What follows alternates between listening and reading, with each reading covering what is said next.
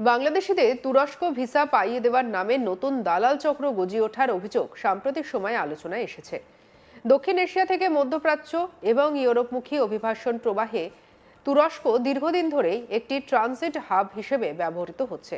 এই প্রেক্ষাপটে কিছু প্রশ্ন উঠেছে। তাহলে কি জিহাদি বা উগ্রবাদী নেটওয়ার্কগুলো সেলফ রুট হয়ে উঠছে কলকাতা? বিশ্লেষণে দেখা গেছে বিষয়টি সরলীকরণ করা ঝুঁকিপূর্ণ। ভিসা জালিয়াতি চক্র সক্রিয় মানেই তার সন্ত্রাসবাদের রুট, এমন সরাসরি সমীকরণ টানা তথ্যভিত্তিক নয়। বাংলাদেশ এবং ভারতের সীমান্ত দীর্ঘ এবং বহু বছর ধরে অনিয়মিত ইতিহাসের রয়েছে। আর তবে একই সঙ্গে দুই দেশের গোয়েন্দা সহযোগিতা উল্লেখযোগ্যভাবে বেড়েছে। অতীতে কিছু জিহাদি সংগঠন আঞ্চলিক রুট ব্যবহার করেছে, এ তথ্য অস্বীকার করা যায় না।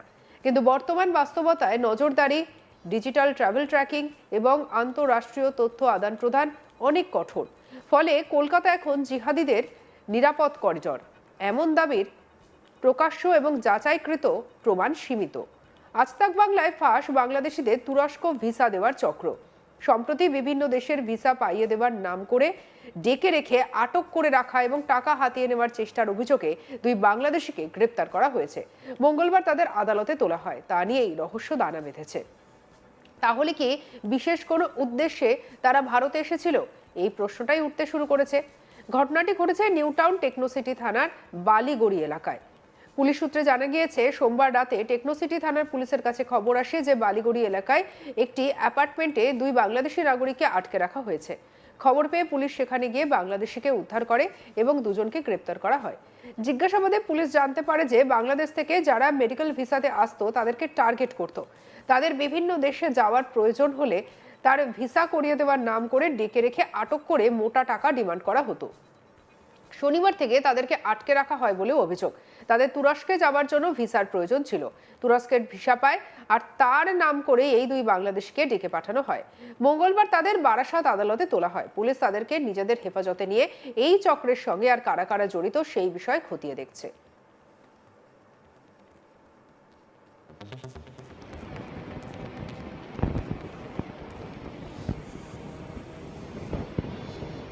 এই নিয়ে আমাদের কালিগ অরিন্দম ভট্টাচার্যের রিপোর্ট দেখাবো।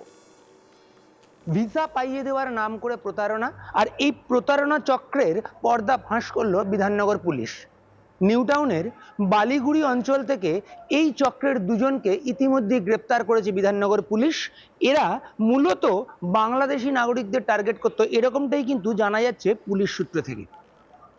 এই যে দুজন গ্রেপ্তার হয়েছে বালিগুড়ি যে জায়গা থেকে, সেখানে কিন্তু দুজন বাংলাদেশি নাগরিককে তারা আটকে রেখেছিল, এরকমটাই কিন্তু আমরা পুলিশ সূত্রে জানতে পারছি। পুলিশ সূত্রে যেটা আমরা আরো জানতে পারছি যে পুলিশের কাছে খবর আসে যে সেখানে, অর্থাৎ এই বালিগুড়ির একটি অ্যাপার্টমেন্টের একটি ফ্ল্যাটের মধ্যে দুজন বাংলাদেশিকে আটকে রাখা হয়েছে এবং সেই খবর পাওয়ার পর পুলিশের পক্ষ থেকে কিন্তু সেখানে পৌঁছে যায়, টেকনোসিটি থানার পুলিশ সেখানে পৌঁছে যায় এবং সেখানে পৌঁছে গিয়ে তারা কিন্তু হাতে নাতে সেখান থেকে দুজনকে আটক করে এবং সেই ফ্ল্যাটের মধ্যেই আরও দুজন লোককে তারা দেখতে পায় যারা মূলত বাংলাদেশি এবং তারা কিন্তু এই ভিসা পাওয়ার জন্যই, অর্থাৎ ভিসা নেওয়ার জন্যই এদের সঙ্গে যোগাযোগ করেছিল, এরকমটাই কিন্তু আমরা পুলিশ সূত্রে জানতে পারছি। এবং তাদেরকে সেখানে আটকে রাখা হয়েছিল এবং আটকে রেখে তাদেরকে ভিসা করিয়ে দেওয়ার নামে তাদের কাছ থেকে মোটা অঙ্কের টাকা দাবি করা হয়েছিল, এরকমটাই কিন্তু সূত্রের খবর।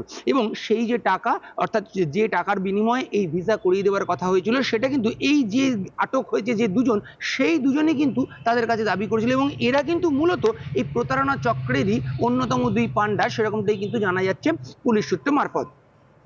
পুলিশ সূত্রের থেকে আমরা যেটা আরো জানতে পাচ্ছি যে এই যে প্রতারণা চক্র, তারা কিন্তু মূলত টার্গেট করত বাংলাদেশি লোকেদেরকে যারা মেডিকেল ভিসা নিয়ে কলকাতায় আসতো বিভিন্ন রকম চিকিৎসার জন্য, এবং তারপর সেখান থেকে যখন অন্য জায়গায় তাদের যাওয়ার প্রয়োজন হতো তখন কিন্তু তাদেরকে ভিসা করিয়ে দেওয়ার নামে প্রতারণা করা হতো এবং তাদেরকে বলা হতো ভিসা করিয়ে দেওয়া হবে এবং তাদেরকে ভিসা করিয়ে দেওয়ার নামে তাদেরকে বিপুল পরিমাণ অর্থ তাদের কাছে চাওয়া হতো। তাদেরকে প্রাথমিকভাবে আটকে রাখা হতো এবং আটকে রেখে তাদের কাছ থেকে সেই অর্থ চাওয়া হতো এবং সেই অর্থ পাওয়ার পর তাদেরকে ভিসা করিয়ে দেওয়া হতো, এরকমটাই কিন্তু আমরা সূত্র মারফত জানতে পারছি। তবে সেক্ষেত্রে কিন্তু এই যে চক্র এই কাজ করছে, তারা এভাবে কতজনকে প্রতারিত করেছে বা তারা কিভাবে এই লোকেদেরকে টার্গেট করতো, এই একাধিক প্রশ্ন কিন্তু সামনে আসছে এবং সেই প্রশ্নের উত্তরের জন্য কিন্তু বিধাননগর পুলিশ এই যে দুজনকে ইতিমধ্যে গ্রেপ্তার করেছে তাদেরকে নিজেদের হেফাজতে নিয়ে জিজ্ঞাসাবাদ করতে চায় যে কতজন মানুষকে ইতিমধ্যে তারা এইভাবে প্রতারিত করেছে বা তারা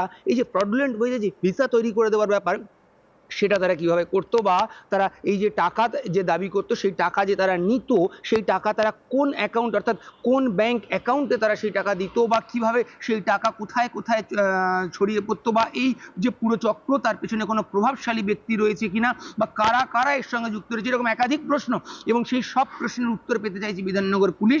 এই যে চক্র সেই চক্রের মূল পান্ডা বা আর যারা যারা জড়িত রয়েছে তাদেরও খোঁজ পেতে চাইছে বিধাননগর পুলিশ এবং সেই জন্য এদেরকে নিজেদের হেফাজতে নিয়েই কিন্তু জিজ্ঞাসাবাদ করতে চাইছে। তবে এই যে দুজন বাংলাদেশি ব্যক্তি যারা কলকাতায় এসেছিল তাদেরকে কিন্তু যেটা আমরা জানতে পাচ্ছি যে তাদেরকে কিন্তু এই নিউ টাউনের বালিগুড়ি অঞ্চল সেখানকার একটি ফ্ল্যাটে আটকে রাখা হয়েছিল। শনিবার থেকে তাদেরকে কিন্তু সেখানে আটকে রাখা হয়েছিল এবং তারপর তাদেরকে ভিসা করিয়ে দেওয়া হবে বলে তাদের কাছ থেকে মোটা অঙ্কের টাকা চাওয়া হয়েছিল।